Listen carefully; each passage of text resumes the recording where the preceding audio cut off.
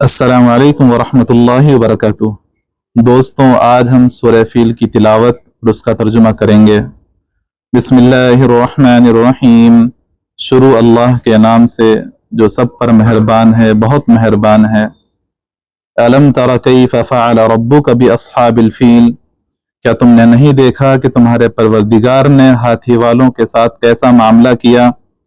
الم یجعل کیدہم فی تضلیل، کیا اس نے ان لوگوں کی ساری چالیں بیکار نہیں کر دی تھیں؟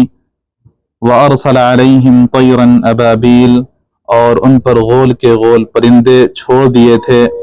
تَرْمِيهِمْ بِحِجَارَةٍ مِّن سِجِّيلٍ، جو ان پر پکی مٹی کے پتھر پھینک رہے تھے۔ فَجَعَلَهُمْ كَعَصْفٍ مَأْكُولٍ، چنانچہ انہیں ایسا کر ڈالا جیسے کھایا ہوا بھوسا۔ دوستوں، یہ سورہ فیل کا ترجمہ تھا۔ اب اس کی مختصر سی تشریح یہ ہے کہ یہ ابرہہ کے لشکر کی طرف اشارہ ہے جو کعبے پر چڑھائی کرنے کے لیے ہاتھیوں پر سوار ہو کر آیا تھا۔ ابرہہ یمن کا حکمراں تھا اور اس نے یمن میں ایک عالیشان کلیسا تعمیر کر کے یمن کے لوگوں میں یہ اعلان کرا دیا کہ آئندہ کوئی شخص حج کے لیے مکہ مکرمہ نہ جائے اور اسی کلیسے کو بیت اللہ سمجھے۔ عرب کے لوگ اگرچہ بت پرست تھے، لیکن حضرت ابراہیم علیہ السلام کی تعلیم و تبلیغ سے کعبے کی عظمت ان کے دلوں میں پیوست تھی۔ اس اعلان سے ان میں غصہ، غضب کی لہر دوڑ پڑی اور ان میں سے کسی نے رات کے وقت اس کلیسے میں جا کر گندگی پھیلا دی، اور بعض روایتوں میں آتا ہے اس کے کچھ حصے میں آگ بھی لگائی۔ ابرہہ کو جب یہ معلوم ہوا تو اس نے ایک بڑا لشکر تیار کر کے مکہ مکرمہ کا رخ کیا۔ راستے میں عرب کے کئی قبیلوں نے اس سے جنگ کی، لیکن ابرہہ کے لشکر کے ہاتھوں انہیں شکست ہوئی۔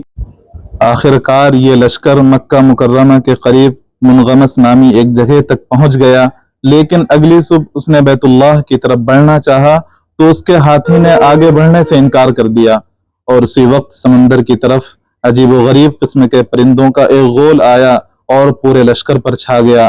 ہر پرندے کی چونچ میں 3 کنکر تھے جو انہوں نے لشکر کے لوگوں پر برسائے۔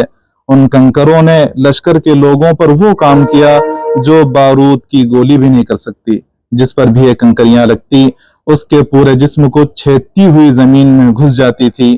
یہ عذاب دیکھ کر سارے ہاتھی بھاگ کھڑے ہوئے، لیکن سپاہیوں میں کچھ وہیں ہلاک ہو گئے اور کچھ بھاگ نکلے، وہ راستے میں مر گئے، اور ابرہہ کے جسم میں ایسا زہر سرایت کر گیا کہ اس کا ایک ایک جوڑ گل سڑ کر گرنے لگا۔ اسی حالت میں اسے یمن لایا گیا اور وہاں اس کا سارا بدن بہہ کر ختم ہو گیا، اور اس کی موت سب سے زیادہ عبرتناک ہوئی۔ یہ واقعہ حضور صلی اللہ علیہ وسلم کی ولادت باسعادت سے کچھ ہی روز پہلے پیش آیا تھا، اور حضرت عائشہ رضی اللہ عنہا اور ان کی بہن حضرت اسماء رضی اللہ عنہا نے ان 2 اندھوں پر اپاہجوں کو دیکھا۔